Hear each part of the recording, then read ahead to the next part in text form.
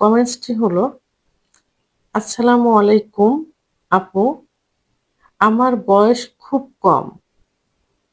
আমি কোনো ধরনের হস্তমৈথুন করি না কিংবা পর্ন ভিডিও দেখি না। কিন্তু আমার পেনিস ৮ ইঞ্চি এবং আমার পেনিস থেকে এক ধরনের বীর্য বাহির হয়। যার কারণে আমার শরীর দুর্বল হয়ে যায় এবং মাঝে মধ্যে আমার পেনিস পাবলিক প্লেসে দাঁড়িয়ে যায়। এখন আমার করণীয় কি? দেশের এবং প্রবাসের ভাই বোনদের প্রতি সালাম।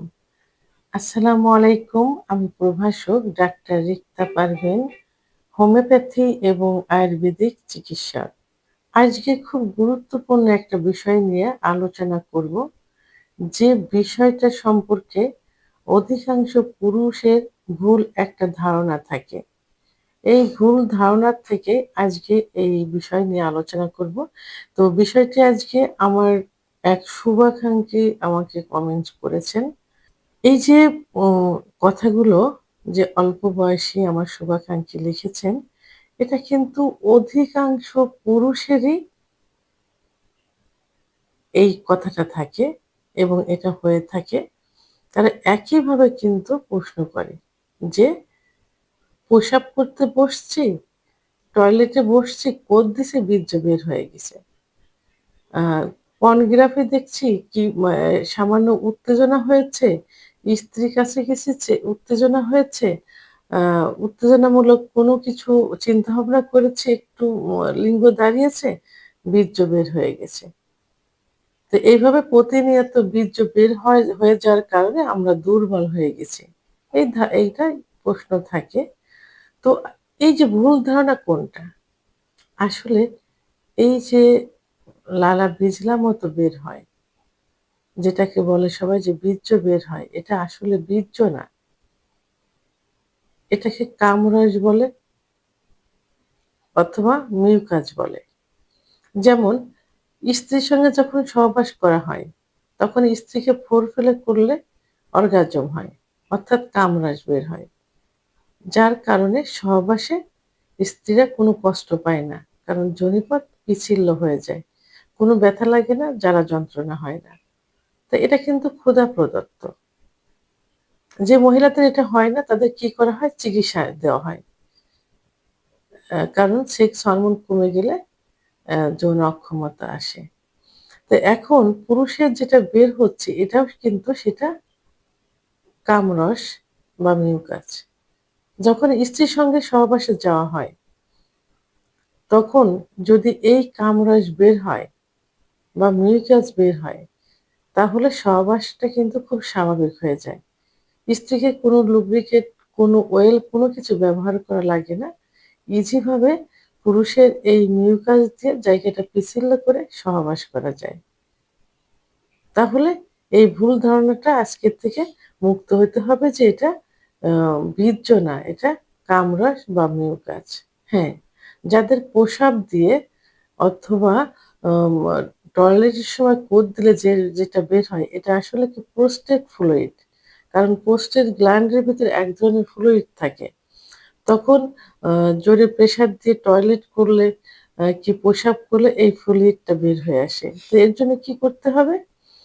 তো এই টয়লেট যাতে আ আ কো ম কঠিন না হয়, অর্থাৎ কোষ্ঠকাঠিন্য না হয়, দিতে না হয়, তার জন্য সবজি খাইতে হবে, আ ঠান্ডা খাবার খেতে হবে, ইসুপুরের ভুসি খাইতে হবে এবং আ অ ঠান্ডা জাতীয় যে সবজিগুলো আছে, সবজিগুলো খেতে হবে।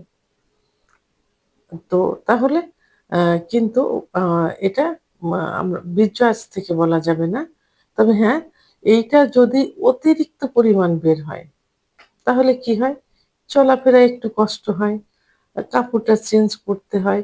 আ ভিজা লাগে। তো তখন কিন্তু নিজেদেরই খারাপ লাগে। তো এইজন্য নিজেদেরকে একটু সতর্ক থাকতে হবে।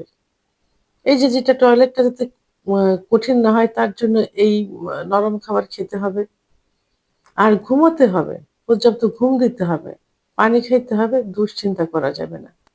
পর্নোগ্রাফি দেখা যাবে না এবং আ মানে উত্তেজনা আসে স্ত্রীর সঙ্গে সহবাসে যাবার ছাড়া যাতে এই জাতীয় উত্তেজনা না হয় সেটা থেকে দূরে থাকতে হবে।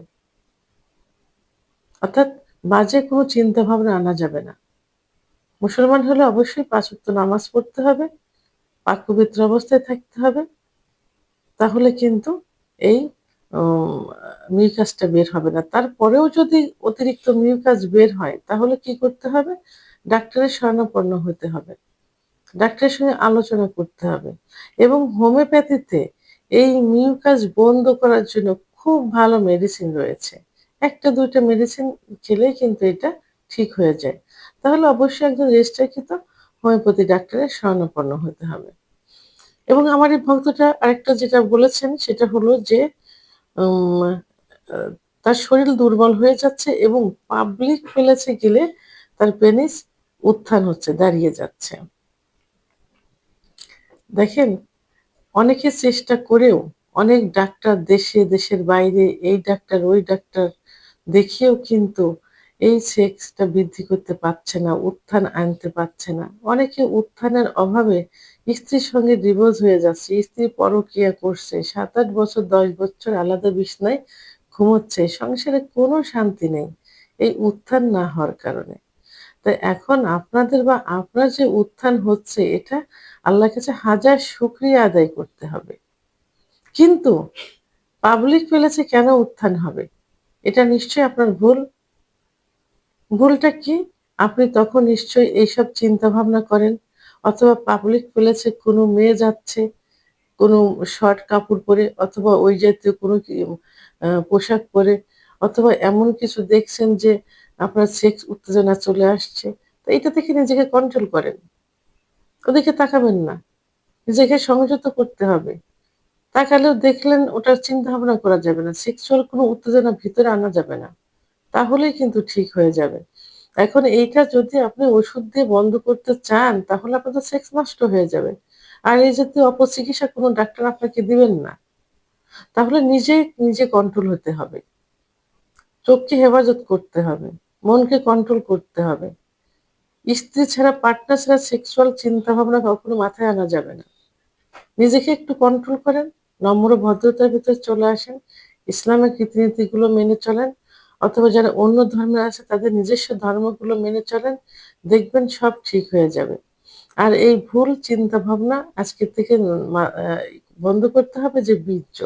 সহবাস ছাড়া কখনো আর মাস্টারবেশন ওই জাতীয় ছাড়া স্বাভাবিকভাবে যেটা আ ইচ্ছা উত্থান হলে একটু লালা বিজলা যাচ্ছে এটা বীর্য না। এটা মিউকাস অথবা কামরস।